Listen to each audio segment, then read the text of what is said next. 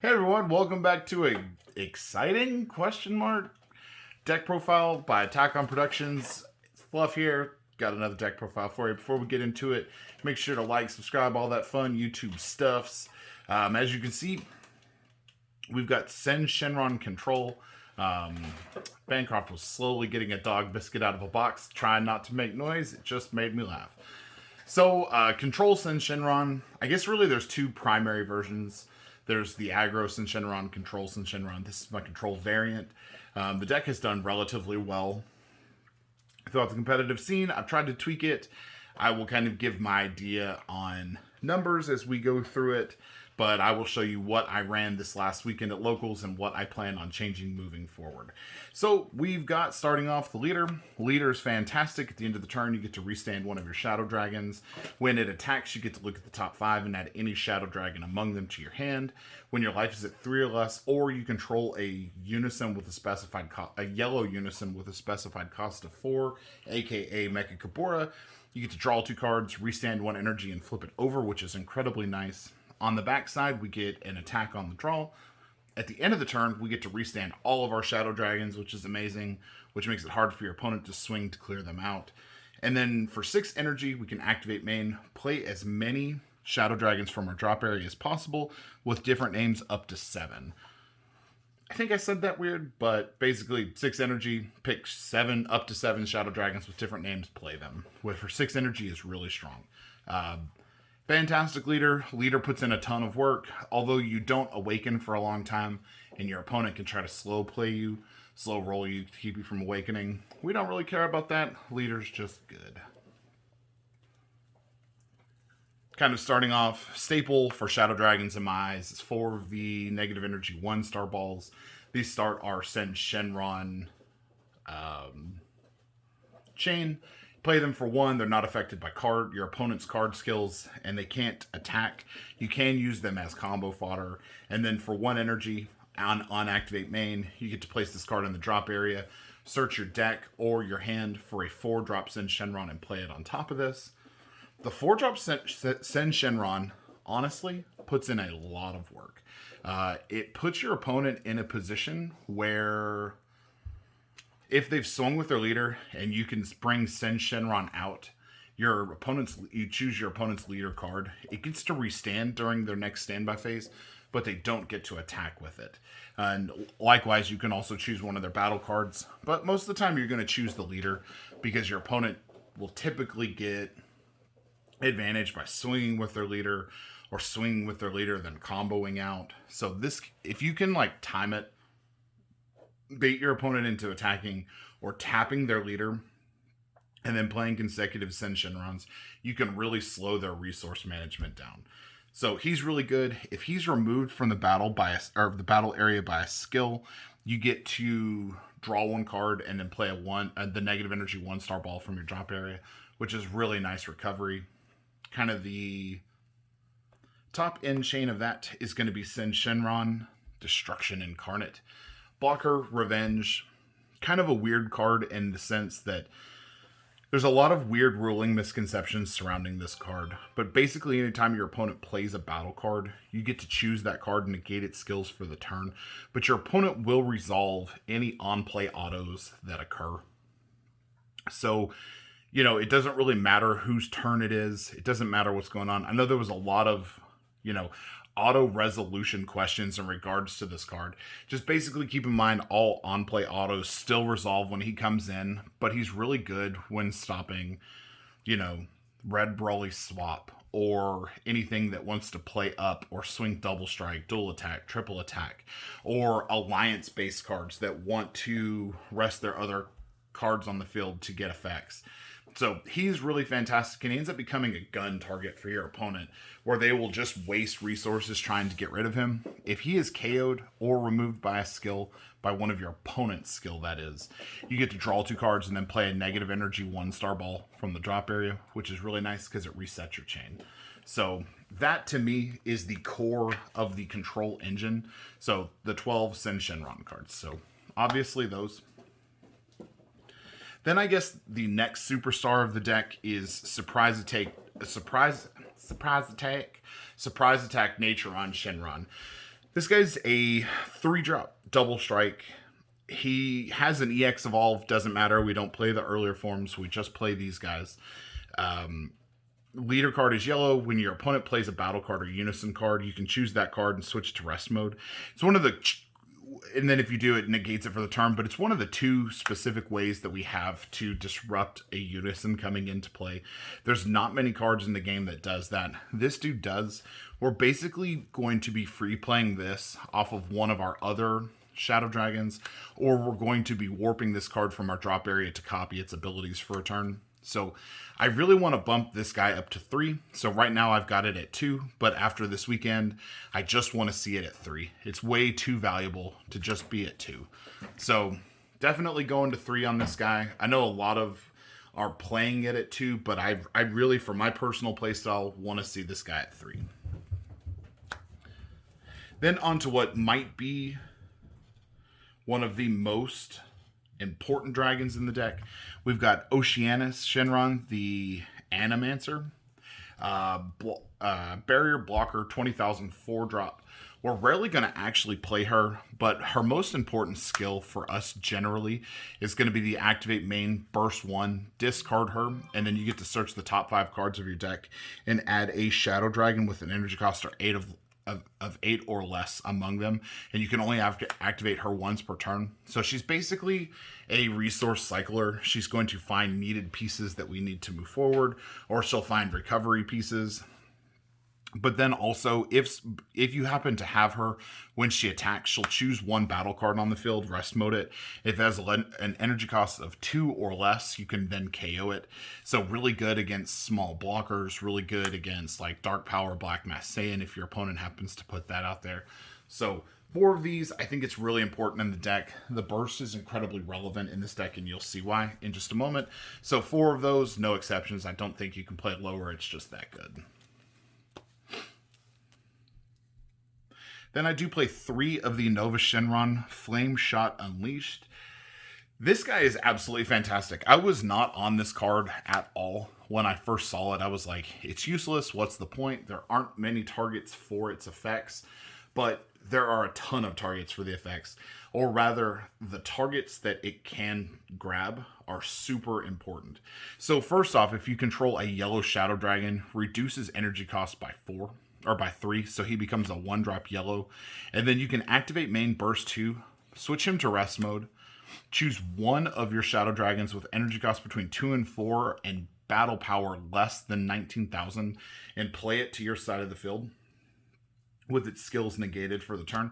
So the main target is going to be surprise attacks in Shenron, though every once in a while we'll grab the Ice Shenron. I think there's another one in here that we can grab.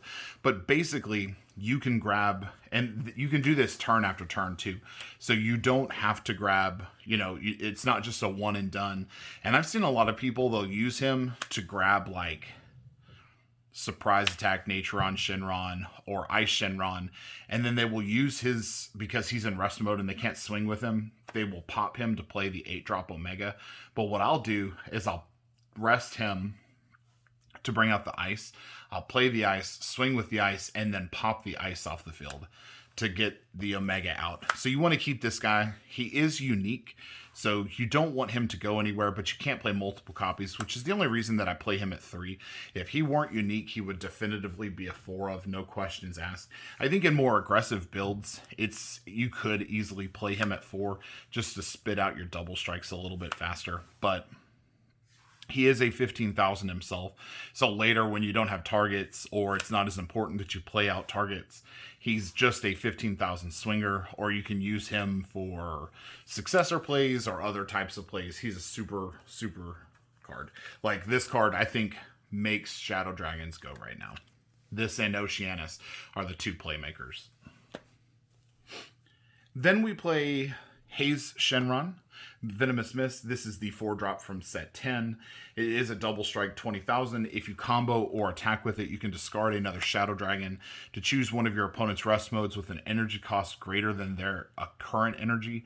So, really good against Dark Brawly, really good against Swap Brawly if they happen to have they end on their 4-drop and they've swung with it and they're at 2 or 3 energy. You can combo with this and blow up their 4-drop. I am thinking about dropping this to 3 to make room for the other Naturon Shenron that I want to run and another card that I want to play. But this card is really good. It's super good for targeting. It's super good for filling your drop area. It's a good target for skill absorb on your Omega Shenron if you're wanting to play aggressively. So I do really like this card. I just don't know that it needs to be in at a 4 of, which is why, you know, it could easily go to 3, and I don't think you would miss it very much. So 4 of those because they do make the deck work. Then I play 3 of the Ice Shenron, the Cryomancer.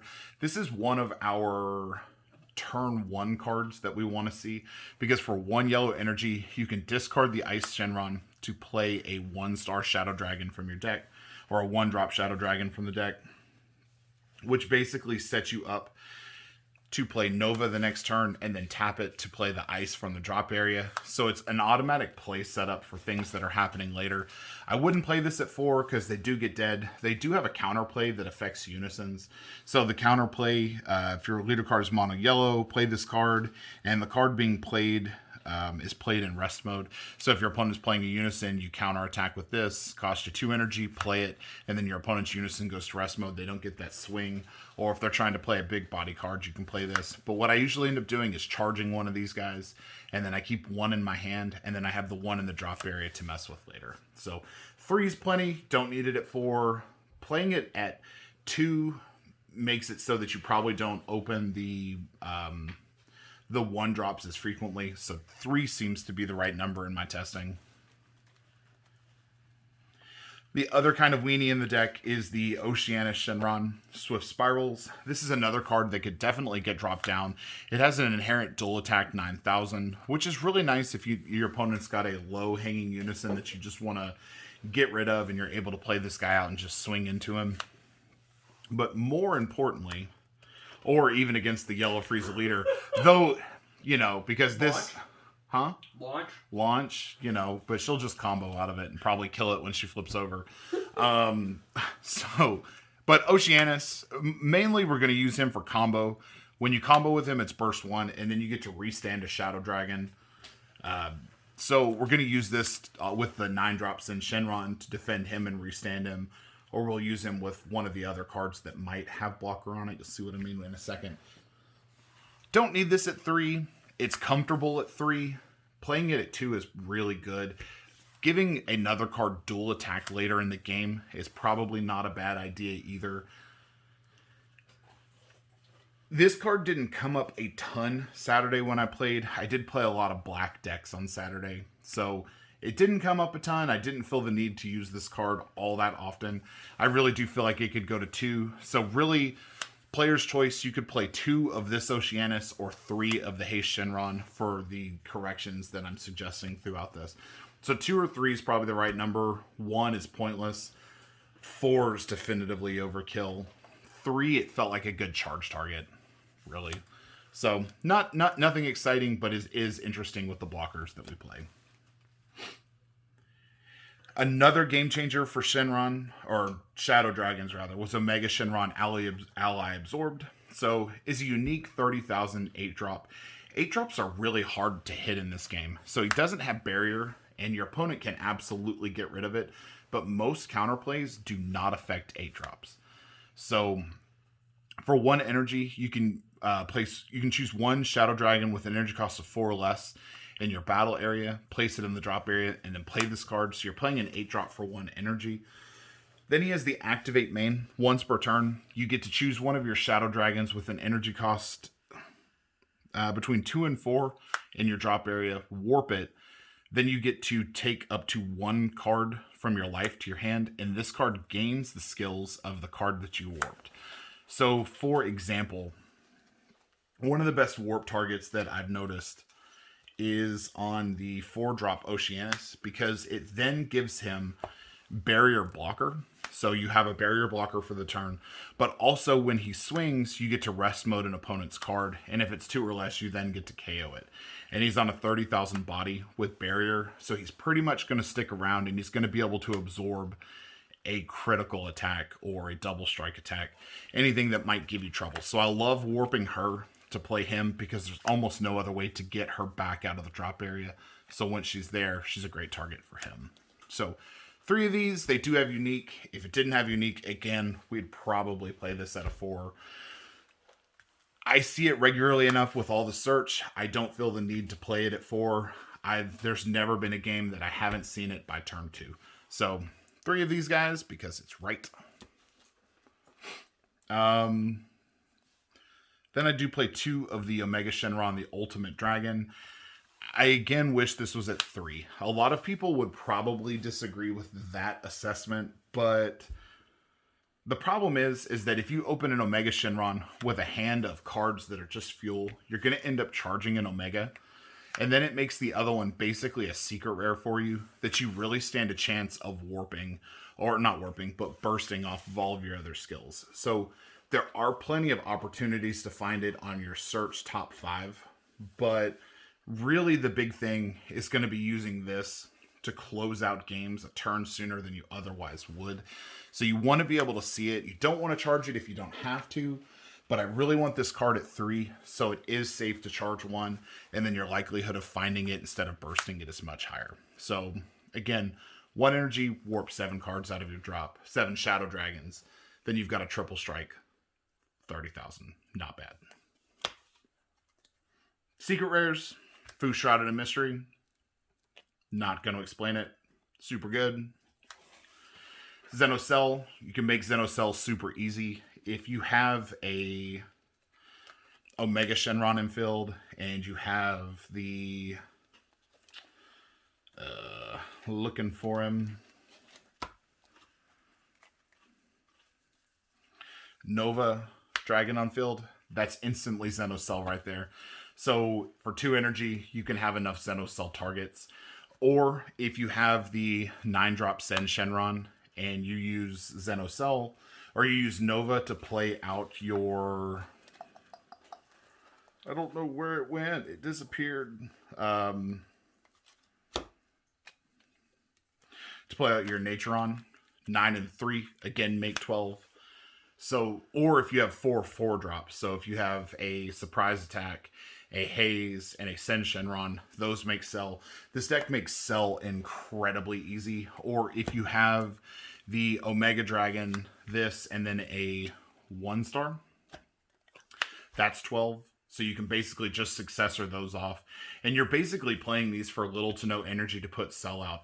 So I was originally playing the Syn Shenron Secret Rare, but I don't truthfully run enough 1-drop cards or 1-cost cards to play it for an effective amount or an efficient amount. So Cell is just way better in this. Like, you almost need it for those surprise wins sometimes.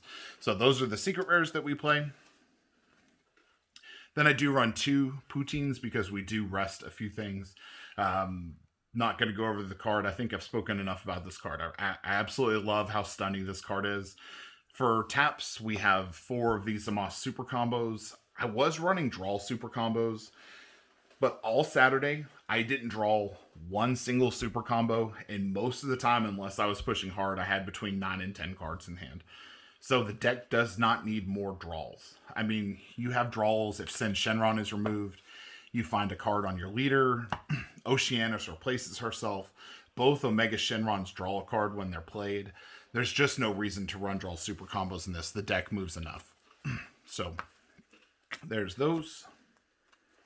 Then I run 2 Vegeta's Final Flash. These kind of protect against Victory Strike or other win conditions. It's really good against Invoker. It's really good against really anything that might be problematic. If your opponent plays a swap, you can use this. So like you're playing against Brawly, they go into the Brawly 5. You can Vegeta's Final Flash and stop them from going up to the 6. If your Syn Shenron is not on the field, really will just stop anything. It's big counters, or it's a big combo push if you need it. So 2 Vegeta's Final Flash. I need 3 Flying Nimbus. This is for the early aggro matches before we actually get our engine going and we have multiple blockers on field. So this is super good against a number of different things. So Flying Nimbus is not great in the format right now, but it's kind of a necessary evil behind Yellow's package, pretty much. So 3 Flying Nimbus because I think we have to have it. Then kind of as a small unison package, I run 3 of the Vegeta Unison of Fury, and I run 1 Mechikabura.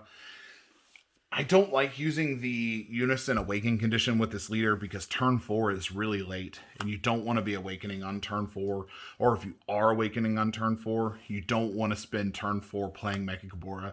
You want turn 4 setting up into Xenozel or a Mega Shenron. So, Mechikabura for those specific matchups where stealing a card is game-changing and game winning. So, obviously that. Vegeta Unison of Fury is a necessary evil against stuff like Brawly or Swap Brawly. So you kind of have to have this. It's a fantastic Unison. I didn't really play it any Saturday. But again, I was playing, against Shroom and Salsa, and then I played against an Invoker deck. This card did not do anything against either of those, really. I do feel like I could take this down to a 2 of and just run 2 of the Vegetas. That is I believe it's 50 cards. It could be 51. Don't crucify me if that's not the case.